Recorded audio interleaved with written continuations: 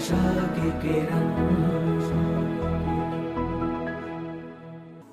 રોજ મંદિરે 2 વાર આવતો હોય, પણ ઠાકોર થોડીક મહેરબાની કરે ને ધંધામાં થોડુંક સેટિંગ થઈ જાય, પછી હરિભક્ત ગમતા ઓછા થઈ જાય.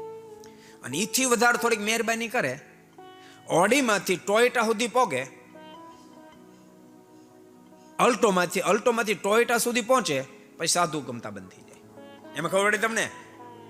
અલ્ટો લઈને ત્યાં ભગવાનના ભગત ગૌણ થઈ જાય. અલ્ટો ઈ પાછી લોનેલી તોય ભગવાનના ભગત ગમતા બંધ થઈ જાય.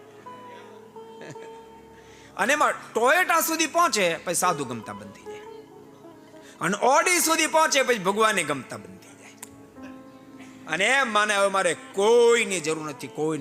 ભગવાનના ભક્તો, બહુ સ્પષ્ટ કહું છું, જિંદગીમાં ભૂલ નહીં કરશો. દુનિયામાં કોઈની જરૂર પડે કે ન પડે, પણ ભૂલતાને એક દિવસ એવો આવશે કે ભગવાનની જરૂર પડશે નહીં ચાલે. અમીરને કહું છું એમ, કદાચ ગરીબ ભક્તોને પણ કહું છું, એ ક્યારેક એમ માને પોતાના સગા સંબંધી કુટુંબ પરિવાર કોઈ મદદરૂપ ન થાય ત્યારે મનમાં એમ માને હવે મારું કોઈ નથી. એને કહું છું એ એટલા બધા તમે ચિંતિત નહીં થઈ જાઓ. દુનિયામાં તમારું કોઈ હોય કે ન હોય, પણ આ ઠાકોર તમારા મટવાના નથી, સદૈવ માટે તમારા જ રહેશે. આ 2 વિચારધારા જીવનમાં ટકાવશો